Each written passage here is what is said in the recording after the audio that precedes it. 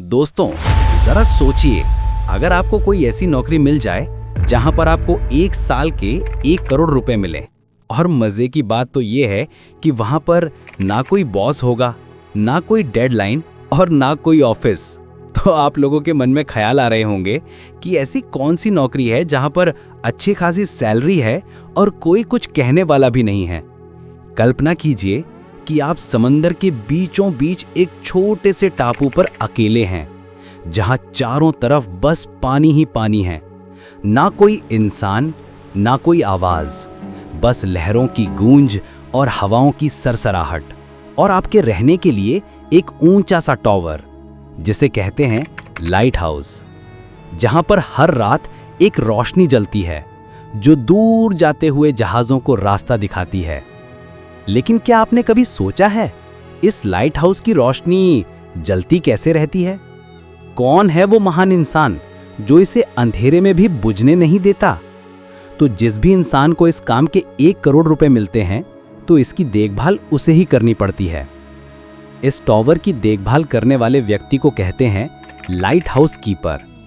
जब रात को पूरी दुनिया सो रही होती है, तो वो इंसान सीढ़ियां चढ़कर ऊपर जाता है, तेल की लैंप या आधुनिक बल्ब की जांच करता है और उस रोशनी को जलाता है जो दूर दूर तक समुद्र में चमकती है।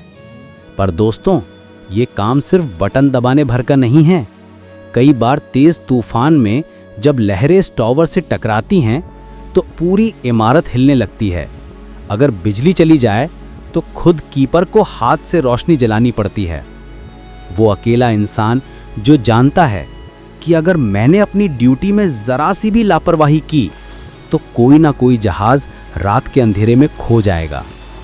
क्योंकि ये जगह है जुमान लाइट हाउस, जिसे दुनिया की सबसे खतरनाक ड्यूटी कहा जाता है। ये लाइट हाउस समंदर के बीचों बीच बना होता है, सैकड़ों किलोमीटर तक सिर्फ पानी। जब तूफान आता है तो लहरें 10-12 मंजिल ऊंचाई तक की खबर लेती हैं। ऐसा लगता है जैसे समुद्र खुद टॉवर को निगल लेना चाहता हो। एक बार की बात है, जब वहां अचानक रेस्क्यू टीम पहुंची, तो पूरा लाइट हाउस लहरों में घिरा था और जो अंदर का कीपर था वो बेहोश पड़ा हुआ मिला। तो बताइए, क्या 1 करोड़ रुपए के लिए आप अपनी जान जोखिम में डालेंगे? लेकिन सवाल ये है कि आखिर लाइट हाउस बनाए ही क्यों गए?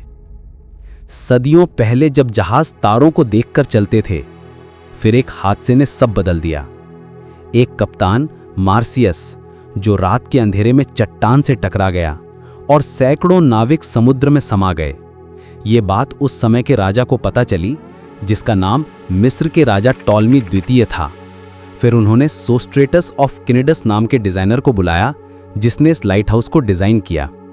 फिर मिस्र में बना फेरोज ऑफ अलेक्जेंड्रिया, दुनिया का पहला लाइट हाउस, जिसमें 384 फीट ऊंचाई पर जलती हुई आग जो मीलों दूर तक चमकती थी। और फिर आया अगस्टिन फ्रेनेल, जिसने ऐसा लेंस बनाया जो रोशनी को किलोमीटरों तक पहुंचा देता था। आज भी वही फ्रेनेल लेंस हर लाइट हाउस की जान है। कहते हैं कि एक लाइट हाउस कीपर ने अपनी डायरी में लिखा कि जब मैं रात को ये रोशनी जलाता हूं, तो मुझे लगता है कि जैसे मैं दुनिया की आंखों में उम्मीद जगा रहा हूं। वो नहीं जानता था कि कौन सा जहाज उसकी वजह से सुरक्षित किनारे पहुंचेगा, पर यह बात उसको अच्छे से पता थी कि अगर उसने अपनी जिम्मेदारी नहीं निभाई, तो कोई ना कोई जिंदगी अंधेरे में खो जाएगी। तो दोस्तों, जब भी आप किसी लाइट हाउस को समंदर के किनारे चमकता देखें, तो याद रखिए, उस रोशनी के पीछे किसी अकेले इंसान की हिम्मत, त्याग और जागती रातें छिपी हैं। वो इंसान जो अंधेरे में भी रोशनी बनकर दूसरों को रास्ता दिखाता है। यही है लाइट हाउस की असली कहानी। और अगर आपको वो ये वीडियो अच्छा लगा हो, तो चैनल को सब्सक्राइब ज़रूर करें।